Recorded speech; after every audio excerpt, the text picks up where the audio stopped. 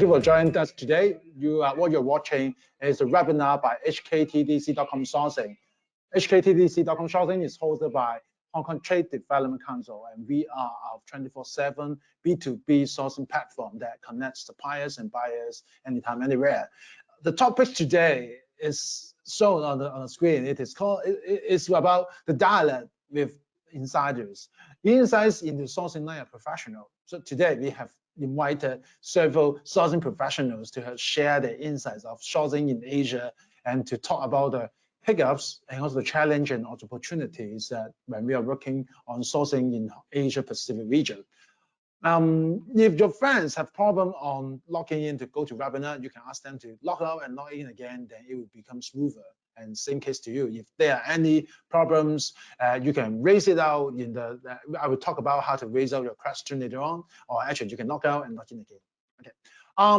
HKTDC, it's called, the name is called Hong Kong Trade Development Council. We are a statutory body which promotes and develop Hong Kong's external trades. We have been here for over 15 years and serving the SMEs, grasping the business opportunity physically and digitally. And we have Hong Kong enterprise, and also we want to connect all the enterprises around the world to build a synergy for making their business bigger.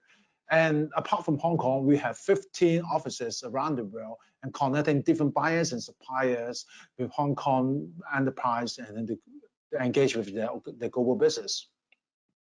Below that, now we cannot just stick on offline. So we have introduced a hybrid model called Exhibition Plus.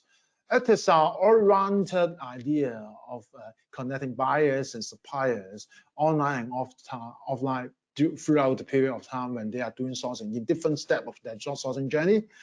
We know that physical exhibitions is something everyone looking for that. So we will still have our physical exhibitions to having many exhibitors over there to connect with buyers. But if you cannot come over and visit us physically, you can join us through our Click to Match platform. What you can do over there is like, okay, we will have a recommendation of the exhibitor to you. If you are not in Hong Kong, you can join us through online. You can schedule the meeting with our exhibitors and also have the meetings online through our Click to Match platform. And something more is like actually the buyers and suppliers, our engine will recommend those favorable, suitable suppliers and buyers to you based on your sourcing behaviors and their preference and so on and so forth. Apart from the connection section, we know that we always want to be better. So we also have our intelligence hub, having so many seminars and conferences with the thought leaders around the world, talking about different industry trends, online and offline. And apart from this information hub, apart from the fair, online and offline fair, our HKTDC.com Sourcing is a trusted platform that connecting people all around the world 24 hours, 7 days a week to expand your business in mainland, in Asia, and around the world. We have altogether over 130,000 suppliers and over 2 million registered buyers are engaging with us through this platform. And every year we are generating over 24 million business connections for these buyers and suppliers, and then make your business turning around and around, and you can do it anytime, anywhere.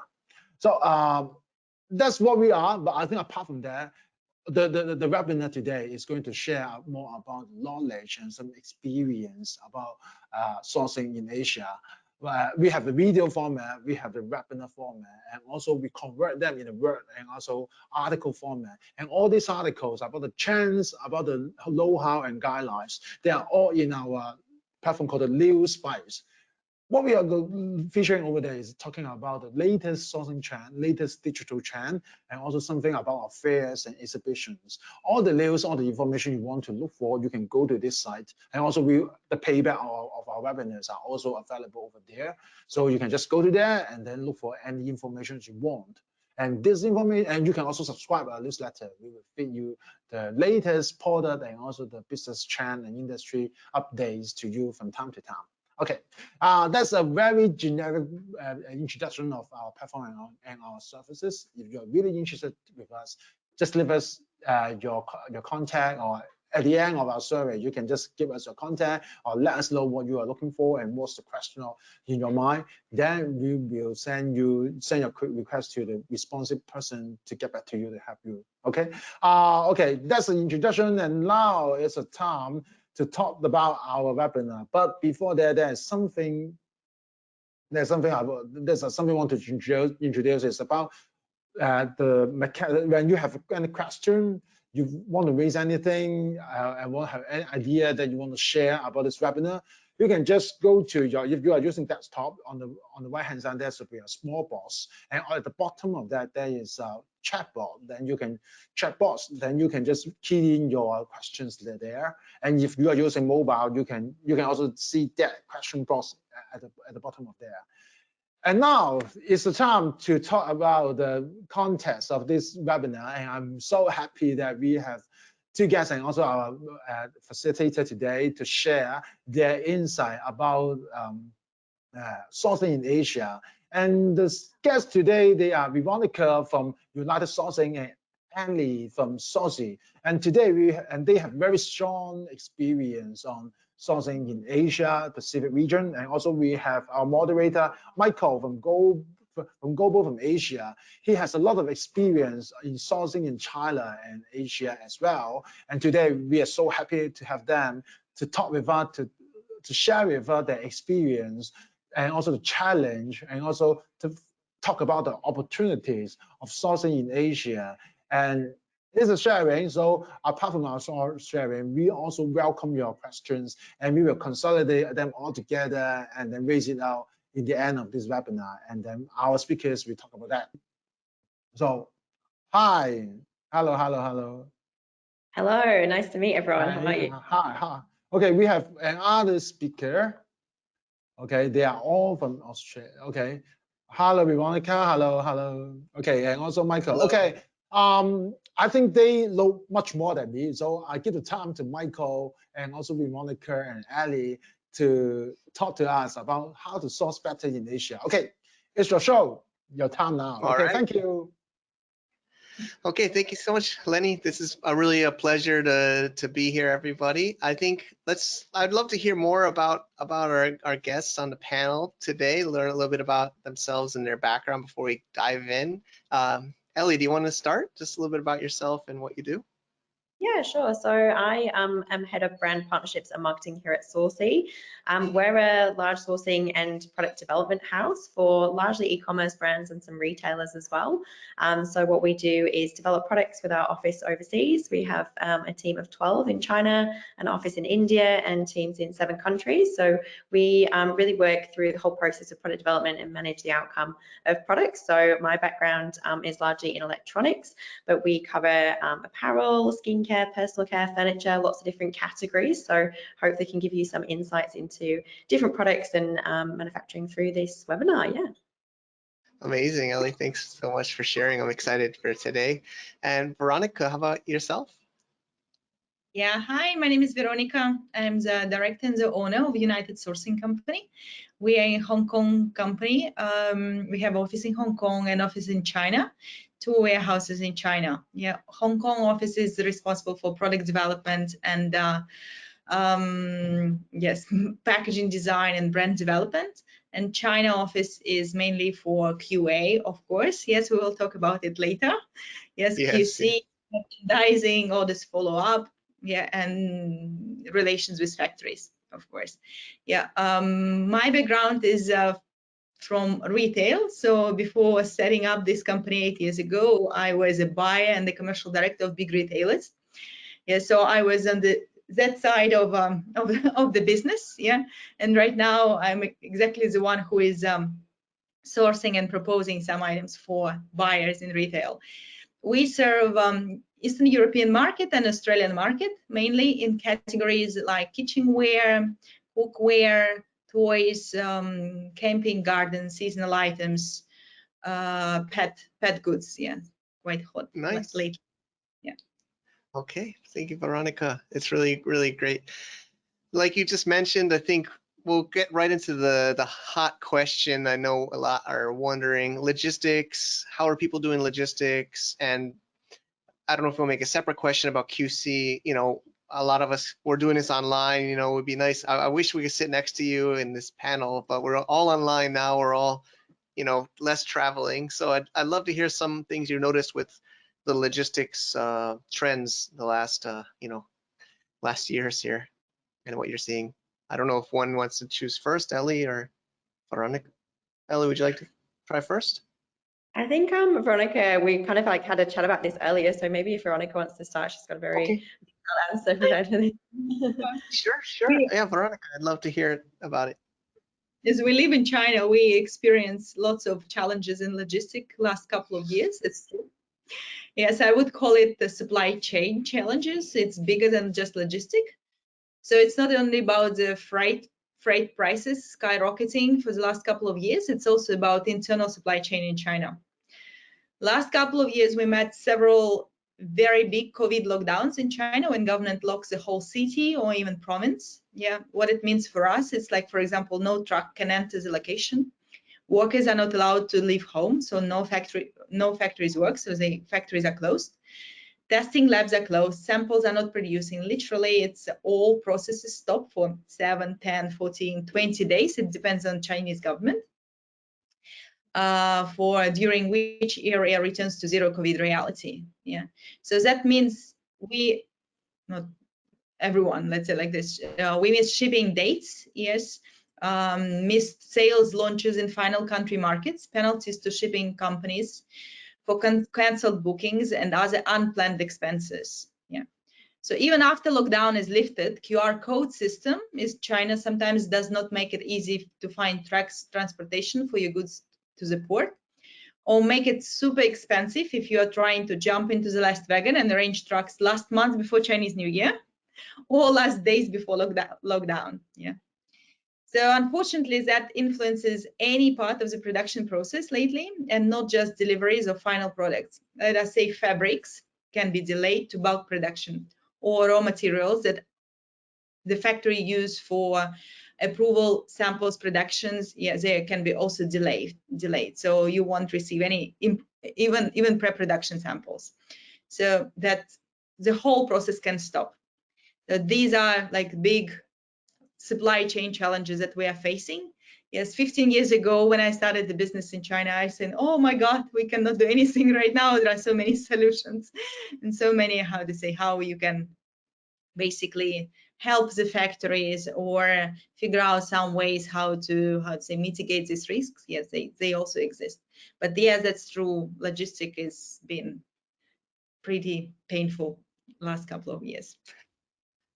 Truly painful. Yeah, let's look into the future. So this question I think is more for Elly. You know, Q3, Q4 coming up. You know, this year, hot time. You know, your electronics. You know, consumer. What kind of trends and things are you noticing in the industries nowadays?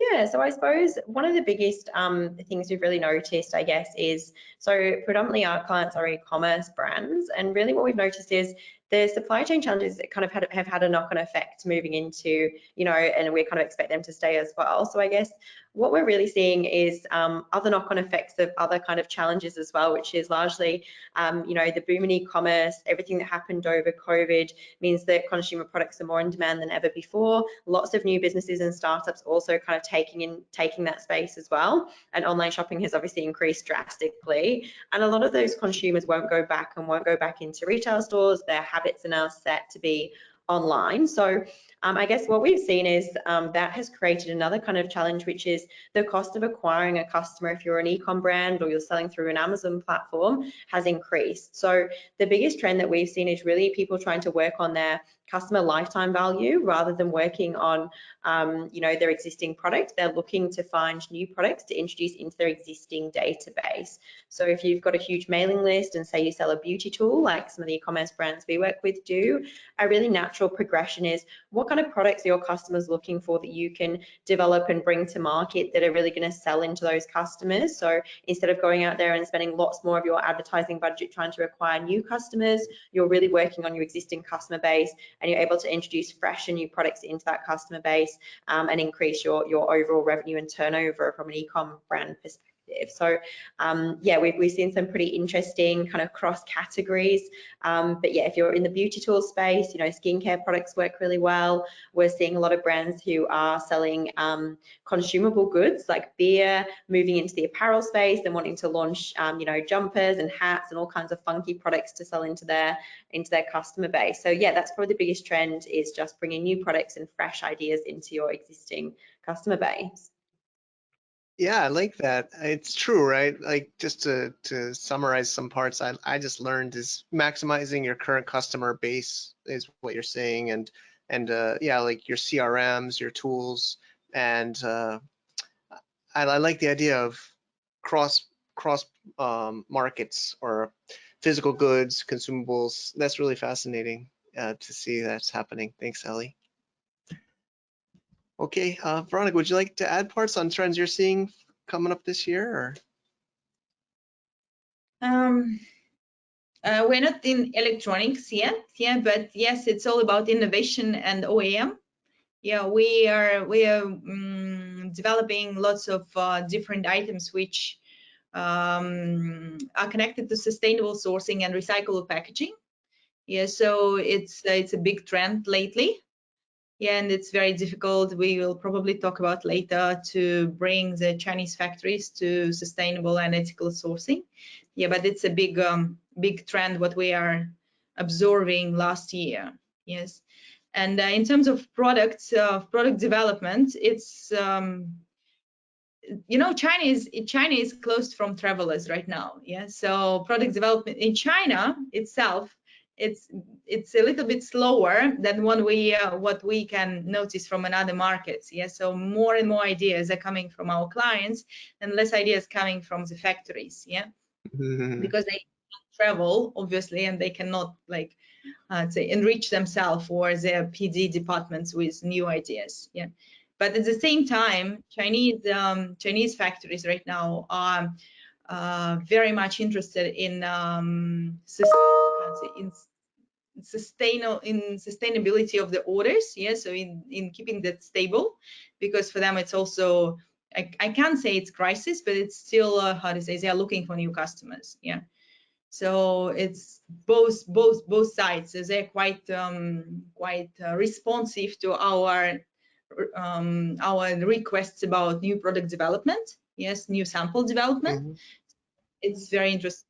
Yeah, so before they were not that easy to convince to develop something for us. True. I think with a lot of, I guess that one of the effects that COVID, you know, had on China is that a lot of off-the-shelf products just simply don't sit on the shelf anymore. So a lot of manufacturers saw having a lot of products set on the shelf as a real risk. And so, you know, we're seeing the same thing where product development has become front and center. So if manufacturers don't hold a lot of stock off the shelf, it means that they are open to them making those tweaks and changes more than they were previously with their catalog of products. So that has its own challenges as well. And one of the other things as well that I forgot to mention is just that the products at a lower price point are the ones that have suffered the most. So, you know, we all go to well-known retail stores in Australia and buy very low-cost products. But with the increasing price of shipping and freight, it's a lot easier to absorb that if your product is a higher price point. If you're retailing something for $10 and your freight already accounted for $2 or $3 of that $2 or $3 becoming $6 suddenly makes your product, you know, unviable from a profit perspective. So if you've got a higher price point, you've got a lot more robustness in your margins and your profit margins that you can make from that product as well. So we're definitely seeing that trend of people retailing their products for a higher price point and looking for products that they can sell at a higher price point and have some sustainability element or other kind of claim in there as well that really helps them achieve that high price point and the margin that comes with it as well. Great, thanks for that insight, Elly. Yeah, you mentioned sustainability, Veronika. It's on the list. I think maybe we can get into that as the next point to discuss. I mean, what's happened in the sustainability, you know, spectrum of sourcing, and in the past years, and what do you see in the future? Yeah. Well, sustainable sourcing is a very big trend, but even bigger challenge in China. Sustainability means additional expenses for Chinese factories, and not all of them are ready to invest money, time, and resources to meet requirements of ethical standards as sustainable sourcing. Nevertheless, the process looks like this. There are internationally recognized compliance companies and auditors which set up the standards and rules for sustainable sourcing, mainly in technical and ethical audits. If with technical audits, things are pretty straightforward, checking production facility safety, processes, subcontracting, raw material supply. Yes, so quite, it's not easy, but it's very understandable for any factory in China. Then with ethical audits, things are becoming more complicated. There are two main ethical audits, yes, which are BSCI and SMETA. I'm sure you heard about them. CEDEX is a platform, is a home for SMETA audits of all the factories who managed to pass this audit. And you can check all NCs, non-compliances that this factory still has to improve to gain the status of ethically compliant supplier.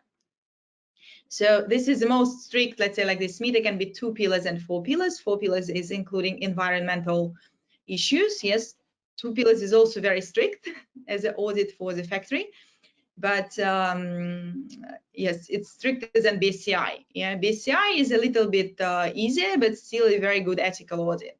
Both of them check management and business processes, safety at working place, child labor, of course, human rights, slavery, working hours, social insurance, environmental impact of production processes, and many other points. For example, wooden products, yes, sourced sustainably must be FSC certified, meaning wood can be traceable from the final product, yes, back to the processing plants and even the forest. Yeah.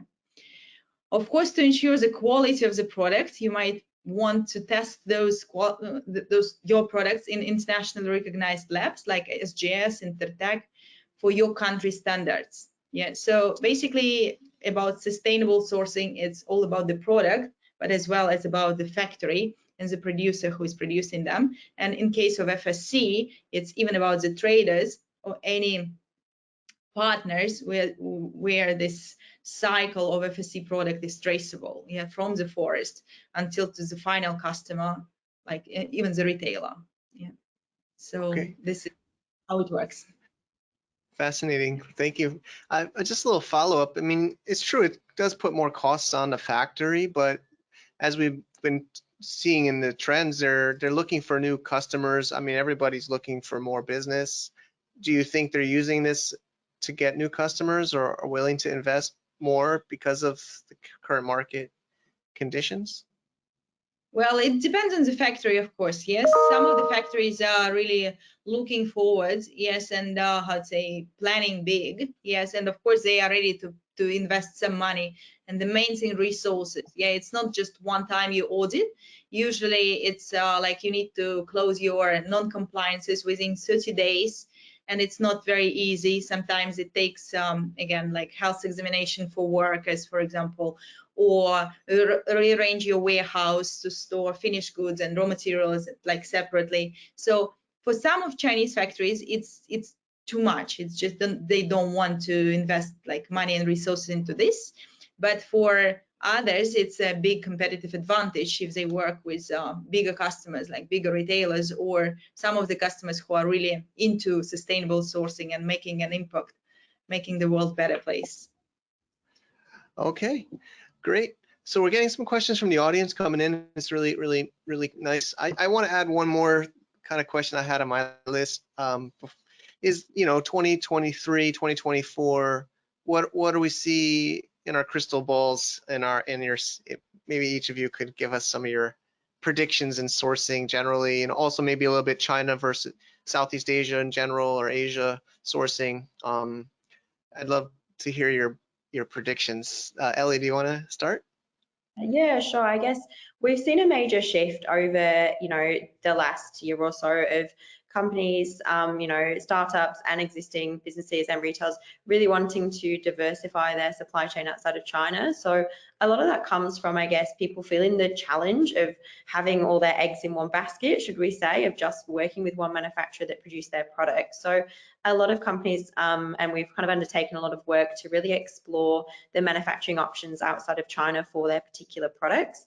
I guess it's really important to, understand the product itself and if it's even possible to be manufactured outside of China. So, we have a great network within Australia for skincare and personal care manufacturing, and quite often the prices are quite comparative.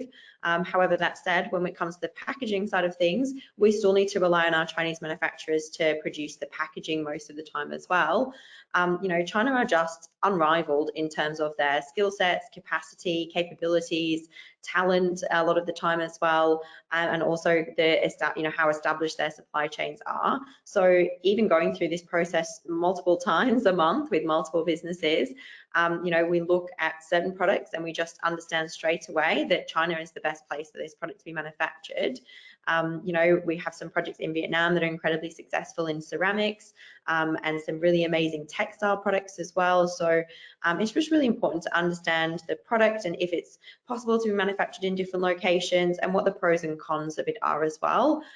With a lot of products, there might be some compromise in quality or consistency for looking outside of China. So it's all kind of a balancing act, if you like, for us to really assess and understand what benefit there is to looking at different locations.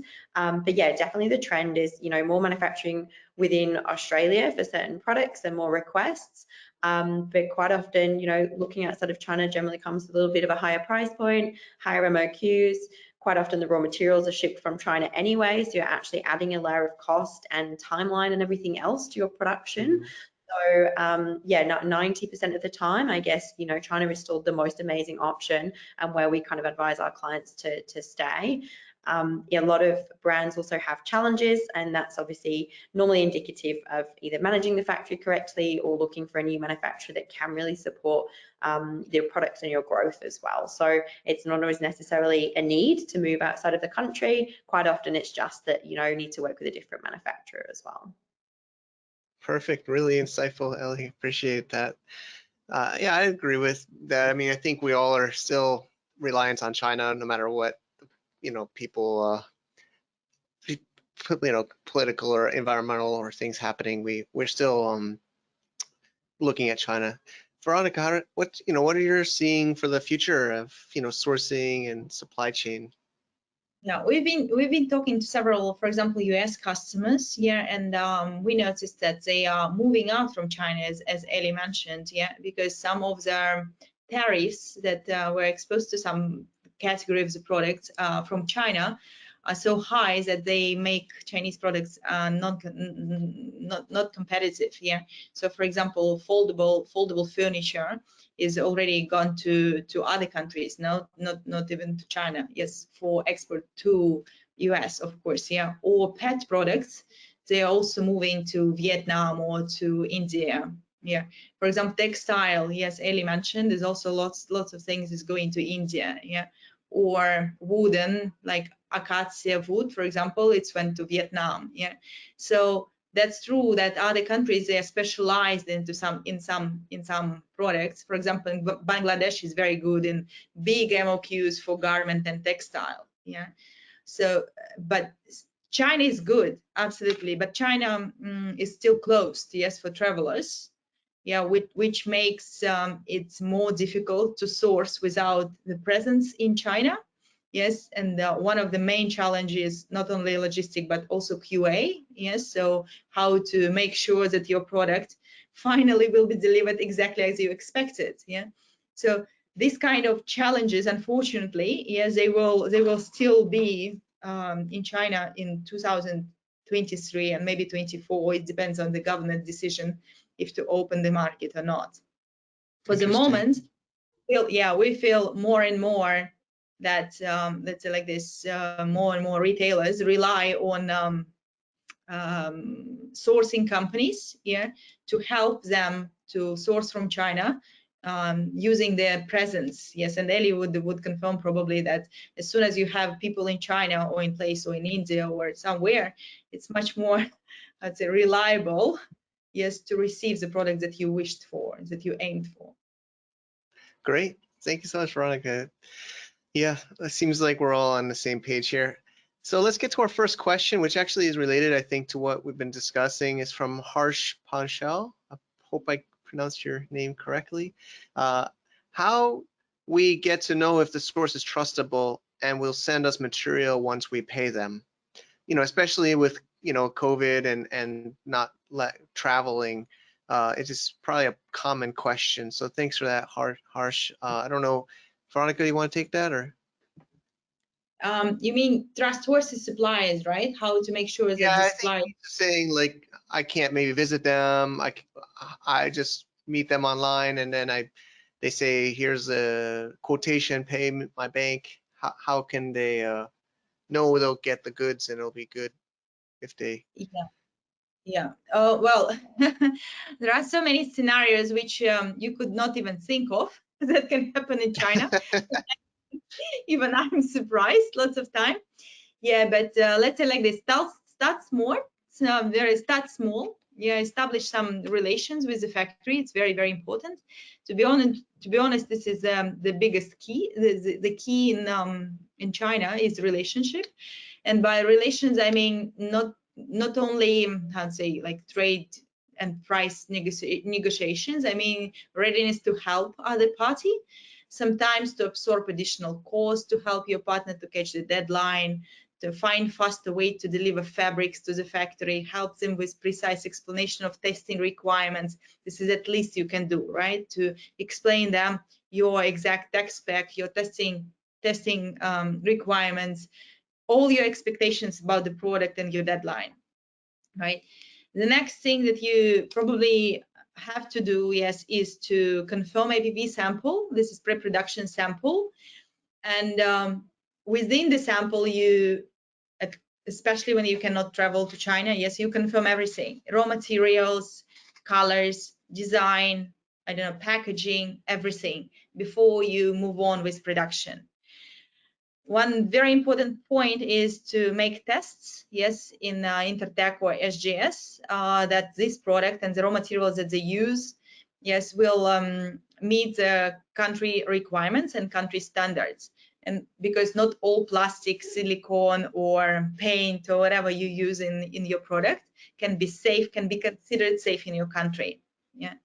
For example, one more thing is to be tested is it's constructural and constructive, yeah, tech spec of your product. For example, we did trampoline, children trampoline for Australian market, and it's a very high risk product. Yes, and to be honest, we changed 3 times the jumping bed fabric to pass the test for Australian standard. So the factory was telling us, we are absolutely sure that you will pass the test because we already exported to Australia. It took us 3 attempts to find a different jumping bed fabric to pass the test. Yeah, so yes, that's true, and probably you need to arrange the testing by yourself and to make sure that Intertek or SGS is sending the report to you directly, so you will see the report and you will understand what kind of quality it is. Then very, very important, and it's already about QA, yes, to have some inline inspection. So probably you can ask some of your partners or any sourcing company or even third-party QC to inspect the production plant during your production. Usually we do it twice. The first time is when the factory receive raw materials, just to make sure that these raw materials has the same content and the same color and the same design, and like overall it's the same as it was tested before. And the second inline inspection is before packaging, when the factory receives the packaging but they didn't start the packing yet. Yes, so you are checking the packing way, again the packaging, like correctness of all the texts and all the Pantone numbers and everything. Yeah, in this case you can avoid additional costs or additional expenses when they pack half already and then you found out, oh no, stop, it's not how I wanted. Yeah. So, and the last point probably, which is also doable, is to arrange shipping samples before you pay the balance, right? So you receive the shipping sample, it's your item in your packaging, that's exactly how you want it. Yes, and only after this you are, how to say, you are giving permission for shipment. Yes, that's probably how you can mitigate the risk if you don't travel to China. Yeah, thanks, Veronika. I mean, it was a big question. It's a huge question. I mean, it's a popular one. I'm glad Harsh asked it. But yes, it's always difficult to buy from another country. But I think especially in today's market where we can't easily go there, we need to. But yeah, like you said, like third-party testing, third-party QC, or sourcing services, or of course the best if you have somebody you know and trust there. But Elly, is there points you want to add? I think Veronika did pretty good, but if there's some parts. Yeah, sure. I guess I think, one of the things that we find an awful lot with e-commerce brands that have been, successfully selling a product really well, but having challenges with what turns up, which is most people's experience, that something turns up and it's not quite right. A lot of that really is how you're communicating that to the factory, how specific you're being, like Veronika mentioned. So when we design an apparel garment, so we're designing, a hoodie, we'd have an in-house garment technician who would put everything into a tech pack. So we wouldn't just go to a factory and say, hey, we want a hoodie. We're very specific about every single minute detail, because that way you're not leaving anything to interpretation. And actually the factories really, they want to work like that. They want to be told the exact specifics so that they're not making guesses and there's nothing lost in translation as well. So the more specific you are from the very beginning of that process, the better that process is going to flow and the more likely you are to get what you want at the end of it as well.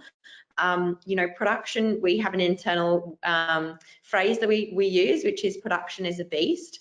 Production management requires a team of people to really know what they're doing and know how to manage a factory through that production process. So you're going to go through sampling. You might go through one round of samples and then go straight into a pre-production sample, or you might have to do 2 rounds of samples and then have a pre-production sample, just to make sure it is exactly what you expect. From there as well, you need to put really clear sales contracts in place with your manufacturers to really ensure that they know exactly what you expect from the bulk production. So there you're detailing your tech pack, your information, your costs, everything that's going into that sales contract is really telling the manufacturer, this is exactly what I expect from my production. And in that contract, you kind of outline things like the major defects, the minor defects, and the more specific you are, and that's something you negotiate with the manufacturer, but the more specific you are with that, the more it's clear what happens if there are any challenges that come up in the QA and the QC. So when you're going in and doing a quality control check post-production, we're not relying on a manufacturer's quality control check. We're relying on a third-party QC. You get a full report at the end of that, so you can understand exactly any challenges that sit within the product. If you're happy to accept those challenges and defects within the products, if they're small things, small things might be a little thread hanging out of an apparel item. A major defect might be that all of your medium-sized pair of leggings have been labeled with a small. Obviously, you're not going to sell that to your customer and they're going to be quite upset.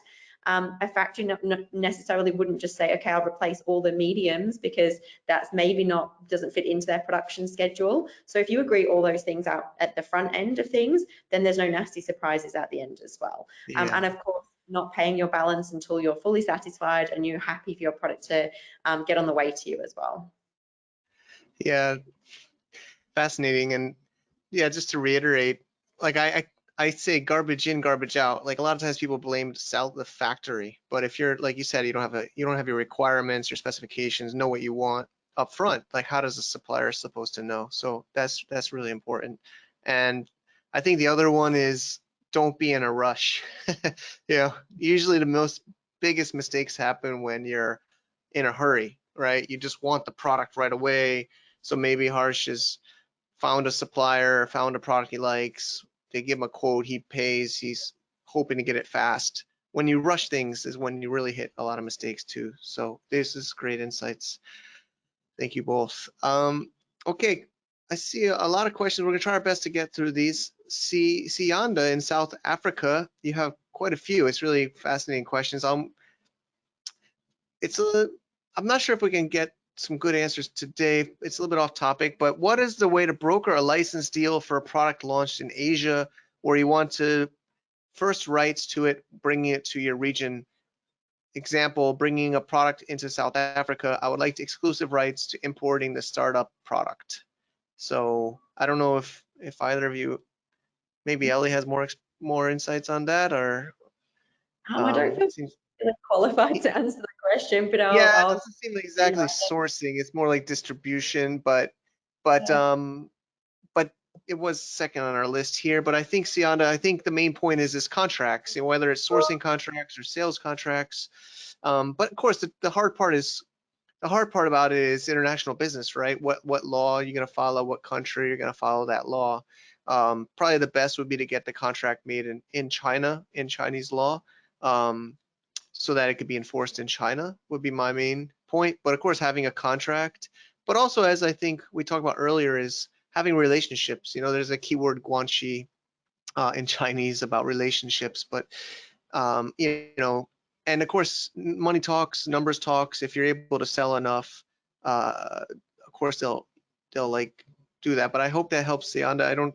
Yeah, it's a little bit off topic. I see some other questions from you we'll come back to. This one's a little bit very specific. I think Veronika might have a chance to answer this. It's from VJ. He asks, does bamboo have to be FSC certified? I don't know if you know that one enough. It doesn't. It doesn't. All right. VJ, there's your answer. Bamboo products are not FSC certified. Yeah, but any other wood like pine wood, acacia, like even paper, yes, it does. They do. Bamboo, no. It's quite interesting as well, because we talked about sustainability earlier, sorry for just jumping in, but you know, a lot of sustainability means different things to different people, and it definitely means different things to consumers. A lot of, you know, brands will have a sustainability message around the material that they use, like bamboo. But you know, bamboo has a very heavy water consumption. It consumes more water than other materials. So to produce from a bamboo textile, it definitely has that message of being sustainable, but also because it consumes more water than cotton, for a lot of people it also doesn't meet the mark as well. So it's kind of interesting when you look at these different materials, they've got different certifications, but they also mean different things to different people with the sustainability element to it as well. Yeah, that's a good, yeah, sustainability. It's, you know, it's also, you can use this in your sales materials, right? So that you're following these requirements and protecting the earth and the sustainable environment. Okay, Sianda, we got another question from you. There's a couple more from you. You have a lot of great ideas. He asks, how do you emphasize quality for items imported to South Africa versus other countries like Australia? China does not seem to respect South African consumers and their need for quality goods based on clothing imported. How do you communicate with the supplier the importance of quality, especially given language barrier as suppliers' English proficiency is a challenge? So I guess he feels they just maybe look at his South Africa market, think that his quality standards are lower and give him lower quality. It seems like what he's facing. I don't know if you have some, maybe Veronika? Well, quality. First thing, of course, you need tech spec, as Elly mentioned, yeah, and especially in garment, it's size spec, is content of fabric, weights, yes, and usually when you create the item, yes, the fabric factory will produce you with a swatch or with a fabric samples, yeah. So basically, you can just choose from them. Yes, and give you a patent number. And again, it's just a very long process of development, of product development, especially in garment. It can be, I don't know, 3, 4, 5 months, yeah, until the moment that you are satisfied with the size spec, with everything that you're doing, yeah. But also, I want to mention that quality depends on the price, you know, in China. So if you are very, very hard to the factory and you want to receive it for 3 RMB, just don't expect that the quality will be for 10, right? And I'm not saying it's about South Africa, it's about anyone, you know. As soon as we source, sometimes we source with the target prices from the customers, yeah, and we understand that this is the quality levels that they're expecting, yeah.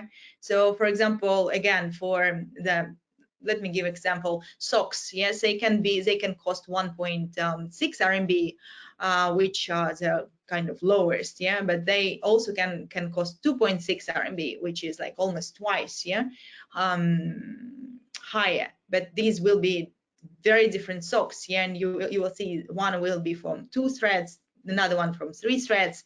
The content of cotton will be different. Yes, the number of colors that you can use and you can knit will be different. So basically, it's just and I can push my factory, and I said, no, I will not buy for 2.3. I need 1.8. Well, they probably will even accept my order, but when I when I receive the socks, it will be similar but not the same. Yeah, it's true. I think they can always meet your price expectations almost always. It just might not be the product you want. Meet, yes, they will meet, but probably it's not what you wanted. Yeah, that's why in order to receive the products that you are looking for, yeah, and it's not again about South Africa or Eastern Europe or Australia. Yes, you must be very precise and do not confirm the bulk production until you are fully satisfied. Yes, so yeah. Great. He's got a couple more questions. I'm going to combine them together, and then actually, there's even more from, he's going to have a lot of, but I'll combine it. He's looking for help for shipping to South Africa, which is very specific. And he's looking for help for a QC or a sourcing person. I think both, maybe we could talk about that at the end, services you both provide, but he's basically looks like he's very excited for getting some help here. I don't know if you have any, I don't know if we want to quote logistics providers or sourcing providers here, but he seems like he's looking for some help. I have the best in South Africa. We are really ready to help. Great. So yeah, definitely reach out. Let's go to Susith.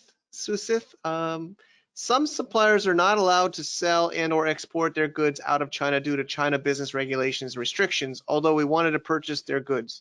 Main problem is the suppliers are not allowed to receive payment from overseas. How can we overcome such difficulties?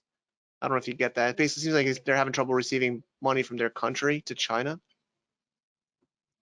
There are 2 types of companies in China. Yes, one has export license, yes, and they can do international business. And other companies are for local markets. Yeah, and there are also like different tax regulations for these local markets.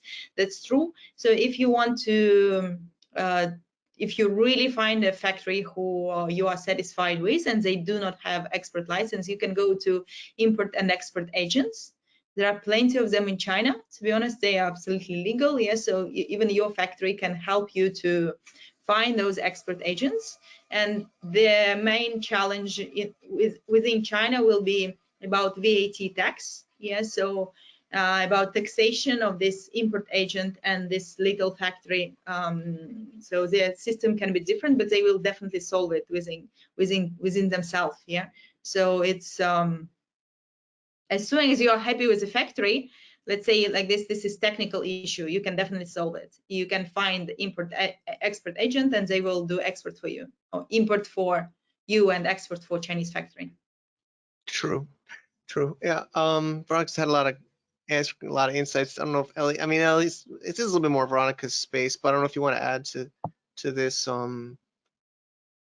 either. I mean, there's another follow-up, not a different question, but a question coming similar from Chrissy Williams. How can we know the person we're dealing with is indeed the manufacturer rather than a middleman without physically being in China? So I don't, maybe we pass this to Elly, give it a shot. Yeah. Question, and I guess it is difficult to know. Really, the only one way you're going to know is if you are in China. So obviously having someone that you can rely upon that physically can go and verify their manufacturer, whether that is a sourcing company or whether that's just an agency that goes in and does a full factory audit for you. You know, a lot of people find their suppliers online and just reach out through various different platforms and speak to a whole host of different factories and trading companies, which, you know, are essentially masquerading sometimes as factories. So yeah, doing a full factory audit is probably the only way that you'll really know that that factory is where they say. Things like going a little step beyond that and really assessing like what kind of machinery the factory has, are they capable of producing your product to the quality level that you expect? What kind of capacity do they have as well? It's great working with a factory at the minimum order quantity for something of a few hundred, but then when you need a few thousand, can they fit you in? Is it going to be a 3-4 month timeline for them to produce them because you've outstripped their capacity? So, we only work directly with factories. We don't work with any trading agents or trading companies. But yet it is difficult to tell how established a factory is as well. And lots of things go on in China as well. Factories can change hands all the time. Staff can not come back from, Chinese New Year. The turnover of staff within the factory, so quality can change. There's just so many factors to look out for that it's not just about are they a manufacturer, it's also what kind of manufacturer they are, how established they are, how long they've been in business, what their talents are, their skills, their resources, their machinery, do they invest back into the factory? So many different factors to consider, and really the only way you're able to do that is build really great relationships with them, audit them regularly as well, and have a good physical presence that can go in and meet with the factory and the workers and really kind of get to know the process and how they operate as well. Great, fascinating. Thank you so much, Elly. That was really value packed. 2 more questions I see on the list right now. I think we are getting close to time. This one's jumping in from Fiona Lau, and she's asking about leather good production in Pakistan besides India or Vietnam. If the buyer would like to source leather goods from Pakistan, if prices and quality are good. I don't know if either of you have experience with Pakistan leather or insights here. I'm not. No. I won't be able to. Very specific. I'm sorry. No, we have an office in India and we do a lot of leather production within India, but India operates very differently from Pakistan and Bangladesh. So we are solely within India and not either of those locations. I think every different location has its plus and minus points, and so that's a challenge. If you don't physically know that location, you don't have a team there, you just don't really know what goes on. So it's difficult to answer. Yeah, I agree. I mean, yeah. I mean, every country is, like you said, it's going to take time. So it's hard to do multiple countries, right? Whether you're a buyer or importer, broker, you probably should focus on one market first. It takes enough time to go multi-country. Sourcing must be very complex. Okay, my last question on the list is from Jennifer Lee. One of the difficulties with China, I think is a great one to end with, actually. One of the great difficulties with China suppliers is quantity. They always ask for a very big quantity, which is quite hard for our market. How to negotiate this point? I don't know if I have some points here too, but I don't know. Is there any way to get MOQs lower? Veronika, want to try? I think Elly will try first because she. Elly wants to try first. It's a hard one. I'm sure. It depends what you're asking for, right? So, if you're going in and negotiating at the MOQ, you don't have much room for negotiation. China is, and every location is an economy of scale. So, is it worth them turning on their machines if they spend half a day in setup and setting up their production line for you to then only run for half a day? That's not very economical for the factory. So, it's a partnership, it's a relationship. You're starting a brand clearly with the question, and so you're going to rely on this factory not just for one order but long term as well. So you need to build a relationship with them and understand where their MOQ comes from. For clothing, for example, yes, there's a factory out there that would take an order of maybe 100 pieces of a custom product.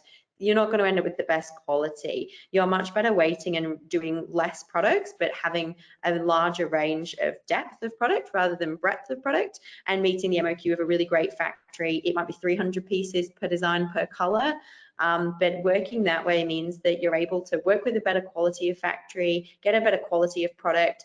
Ultimately, you need to retail and sell that product. So you really want something that's going to hit the retail price of what you're looking for. So negotiating MOQ is definitely a difficult thing.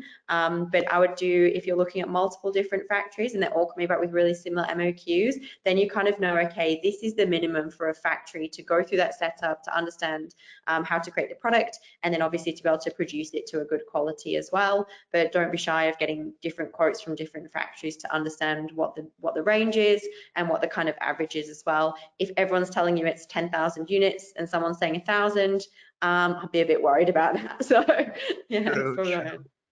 that. Thanks, Elly. Let There's me two add more some. questions that came in, so but if you want to give a short add to that, Yeah. Veronika. We have been doing some children underwear, yes, and you know, the garment MOQ is quite high, yeah. So for example, for children underwear, it's at least 3,000 pieces, yeah, or 5,000 is really good, yeah.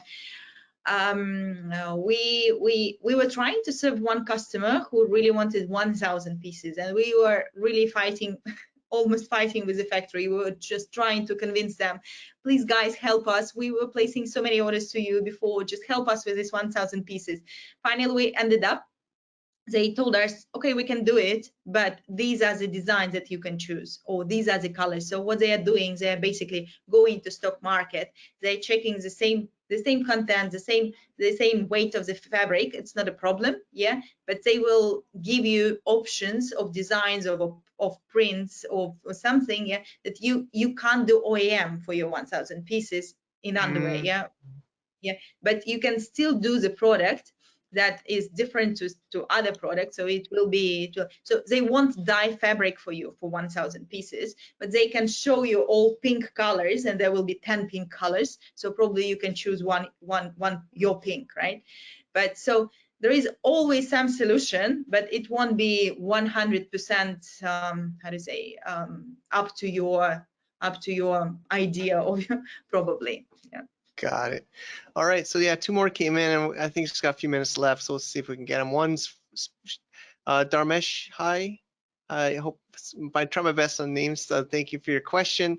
He says, my question is for Veronika. How can we trust when we import or order diamonds with silver jewelry from China? Specifically, we can't go there now. Yes, one of my previous experience was in jewelry, in the biggest Russian retailer in jewelry, yes, and we opened in that moment Hong Kong office for design and exactly for follow up the orders in silver jewelry with diamonds. First, diamonds is like widely how to say, sold in Hong Kong, yes, and silver jewelry is produced very, very close to Hong Kong. And to be honest, in jewelry there are very big issue is reputation of the factory. So basically you can let's say from different sources you can check the reputation of the factory to whom you can give the order, yes, and it will be quite how to say, trustworthy already, because there are not too many factories. It's not like 1,000, it's maybe 100 of factories who are producing jewelry with, especially with precious stones. Yes, so and in diamonds you have different characteristics of the diamonds, and they usually buy it lots. Yes, so basically it all depends on the price. Yes, so you can't even pick within one lot. Yes, a diamond. So I would say that the reputation in jewelry industry, in your case, in silver with diamonds, yes, will be the biggest thing of the factory. And you can check this reputation from the market. Again, this market is not that big. Well, thank you, Veronika. That's very helpful, valuable. So, okay, I think we're just gonna wrap up. I just want to maybe add some, speaking of organizers, I think sometimes maybe buying from the factory isn't the best. I know everyone wants to get factory direct, but I know some questions are about small MOQs or trust. Sometimes just testing locally from your distributors that are buying from China, right? I mean, or just getting that experience, building your business up to the level where you can buy those quantities and buy those specific products might be some other help for some people that I'm noticing in the questions. So yeah, thank you, Veronika and Elly. It was really insightful. I have my notes too, so really appreciate that. Okay. I see Lenny here too. How you doing, Lenny? Yeah, hi. Thank you, Michael. Thanks for your presentation. It's really good, and also thanks for Veronika and Alice for your sharing. I learned a lot from that. Is actually what I got here is like, okay, something is about the I really like the word garbage in, garbage out. It doesn't mean we are doing the garbage. It really means how we be and how are we get into the work. Like, do we look into details? Actually, when we say there are a lot of problems from the suppliers, like the language barrier, the quality things. I think before that, it's about the communication to see whether you have defined the things in the very beginning of the time, make it very clearly, and also throughout the process, whether we look into details to have a proper check. And very good things. If they don't deliver the whole thing to you, don't pay for the balance at that moment. I really like what you're saying. And also, I look for some product like the jewelry, there's some challenge. So reputation, I think not just the jewelry, I think for many other manufacturers, the reputation is important. So I think on the one hand, you can run on your network, and other way around, actually our platform, HKTDC.com sourcing and HKTDC itself, we have a lot of referrals and also other things that we can help on to give you a better or trustworthiness. Okay, trustworthy is something very important when we are doing the business, when we want to have a long-term longevity on working with them. Okay, thanks again. Thank you once again for Michael, Veronika, and Elly for sharing today. I know that there are still many other questions piling up over there, but we will try to answer them. And apart from here, actually, as what we said, we have a social media. Always share the latest news to all the audience here and also to everyone who are interested on the information by HKTDC.com sourcing. So stay tuned with us and scan it now. There are 4 QR codes. We have LinkedIn, Facebook, Instagram, and WeChat. Just scan which one you like, and then get connected. And still, thanks again for all the guests today for excellent sharing today. And we will come. This is the end of this session for today's webinar, but we will have more later on. But one thing more, if you have more questions and anything you want to talk to us after this webinar, there will be a questionnaire. Just leave us your comment or anything you want to, then we will help you to find a appropriate timing to do that with you. Okay, thanks all, and good evening and good afternoon, and then thank you, and looking to see you guys soon again. Thank you. Bye bye. Bye bye. Cheers. Thank you.